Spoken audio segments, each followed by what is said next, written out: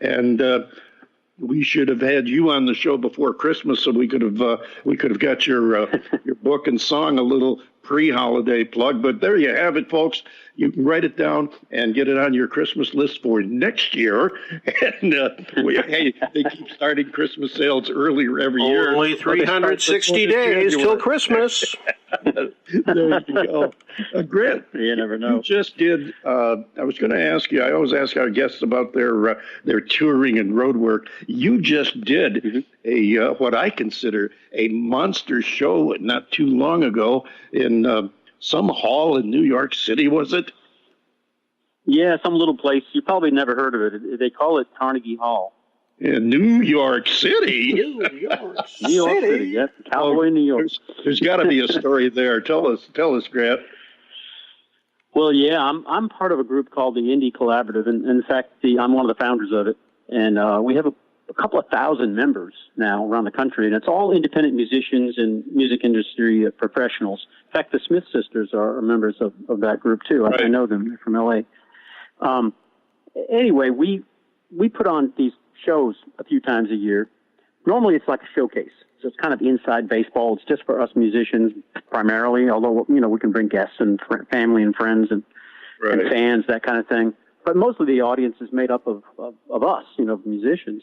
But we decided to step outside that and do a real concert. I mean, other musicians can come, of course, because they're members of the public too, but primarily it's made for the public as opposed to, inside our group. And so we three of us split the night into thirds, and we did an amazing blend of musical theater was the first act, and then world music with the Grammy-winning Voter Kellerman from South Africa did a great set for about 40 minutes, and then I did a set for about 40 minutes, and then we did a group song together. So we basically, we painted the town that night up near Central Park at Carnegie Hall. It was really amazing to have hundreds of people there. And when you walk out on that stage and you think of all the people that have been out there. Yes, that's a little bit intimidating.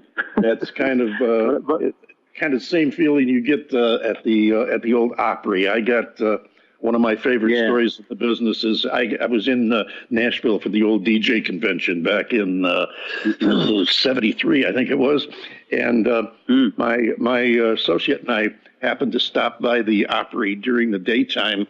And, we just said, well, we're right here.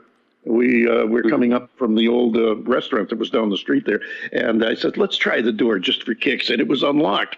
So we went in, and long story short, during our self-guided tour of the Opry, I could not resist the chance to get up and stand on the stage. So I got up on the edge of the stage and stood there just for a moment because it's just one of those things you have to do. And we quietly departed right after that, but I just had to do that. So I know what you mean about the special feeling in special places. Is there any chance they're going to make a TV or out of that?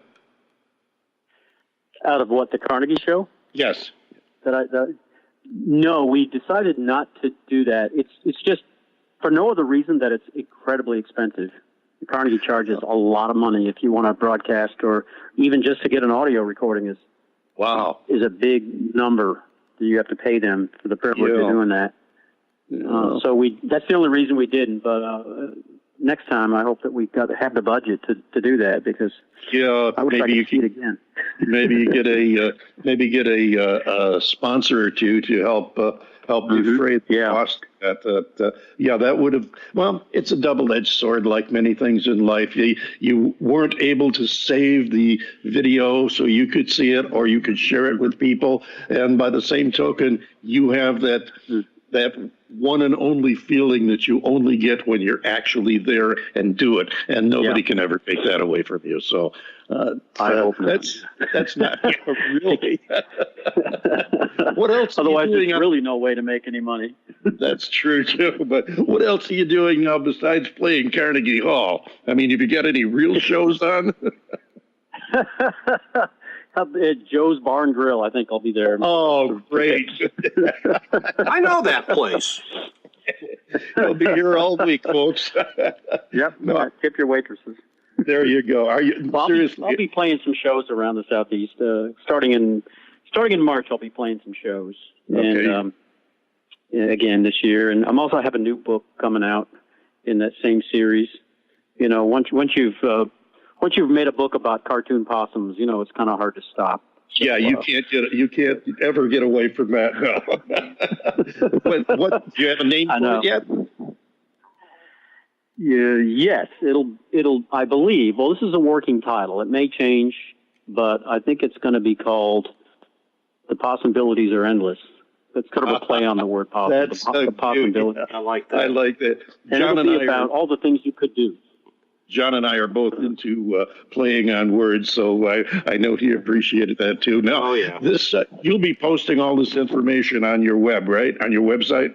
Yes, I will. I will. That is, again, GrantMaloySmith.com, and Maloy has one L in it, so I want to clarify that. GrantMaloySmith.com. We've got just a couple of minutes left before we have to move on, and I want you to be sure and have time to tell us about this next track we're going to play, because Man of Steel is a very special track with a story of its own. Tell us about that. Well, I met a young man at the Charlotte airport back in March, and he had come back from the Middle East. He had lost a leg, and he had one of those space-age prosthetic legs on. And we started talking, and I just got so struck by his spirit and his positive outlook on life. And it turned out he was going to be the first person in his entire family's history, as far back as they know, to ever be able to go to college, because he was in the military long enough to qualify, you know, for the GI Bill. Right. And he was just full of the future and optimistic. And I got home about a week later, and I just wrote this song, like just spontaneously, just came out of me to honor not just specifically him, but all the people, men and women, who go over where we send them. You know, they're all volunteers. Right. And they put themselves in harm's way, and sometimes they come back damaged. And the damage isn't always physical. Sometimes you get, we all know today about post-traumatic stress syndrome. Yes. I mean, I'm sure police and EMTs and doctors and nurses get the same thing, because you get subjected to things that normal people don't have to see. You know, car accidents and terrible things that happen in life. And, you know, I have a lot of respect for people that do that. They do it on purpose. It's Certainly. not an accident.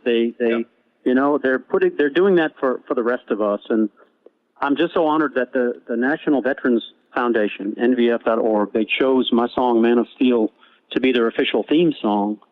So they've got it it's on my website. It's on their website too. It's on my YouTube channel, but you can get to all that stuff through my website. I'm just really proud of it. And I honor them and all the people that put themselves in harm's way for us. Absolutely, and you have a right to be proud of it. We're proud to have had you here on the show, and want you to know you're always welcome. Come back and see us. You've got new music coming out. We'd be glad to help you break it to the world. Thank you so much, and God bless everybody, and Happy New Year to y'all. And to you, Grant Maloy Smith, ladies and gentlemen. Here he is with Man of Steel.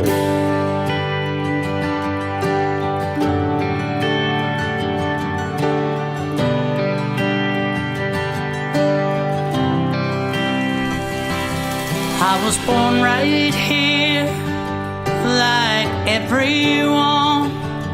Learned to read and write, learned to walk and run. And riding in my daddy's truck in summer, it felt like flying. I was a scrawny kid, not too great at school. I enlisted then, the next thing I knew, I'm saying my goodbyes and trading numbers, and mama's crying. In my soldier clothes, in the blazing sun, riding dusty roads with my soldier gun. Then the earth rose up and it spit me out. There was fire and blood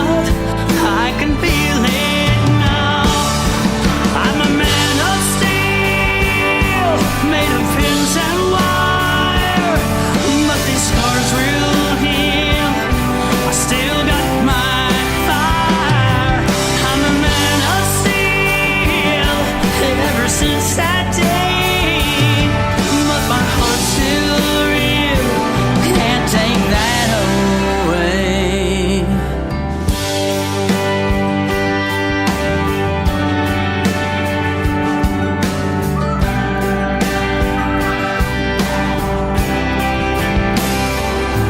It's been 3 whole months. The nurses say they're gonna ship me home, but I sure wanna stay. 'Cause every friend I have is going nowhere, but they're still trying. In my soldier clothes, in the blazing sun, riding dusty roads with my soldier gun. Then the earth rose up, then it spit me out. There was fire and blood, I can feel it now.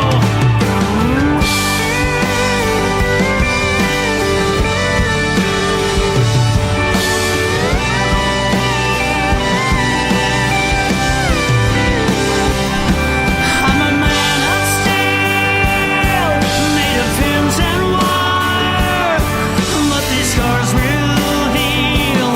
I still got my fire.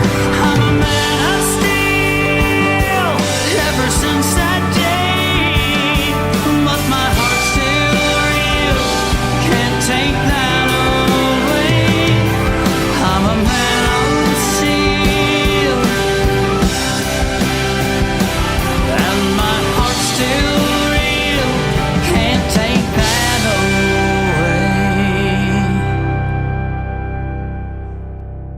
The David Bowers Awards is broadcast around the world from the studios of Computer Help USA in Naples, Florida, and from the Valley of the Sun in Tempe, Arizona. We're available for free on Blog Talk Radio, also on YouTube, iHeartRadio, iTunes, Spreaker, Amazon Alexa devices, as well as any other place that you go to get your favorite podcast. Be sure to click the follow link on our Blog Talk Radio page and like The David Bowers on Facebook as well as Twitter. Be sure to join us next week for The David Bowers Awards, Saturday at 12 p.m. Eastern on WRFZ FM 106.3 Rochester Free Radio, and on Blog Talk Radio Sunday 2 p.m. Eastern, 11 a.m. Pacific, and 6 p.m. UTC for more great indie music and talk with the artists that make it happen. So until next week, for The David Bowers and Nick the Geek, I am yours truly, the legendary John Bon Jovial, saying we'll see you next week right here on The David Bowers Awards.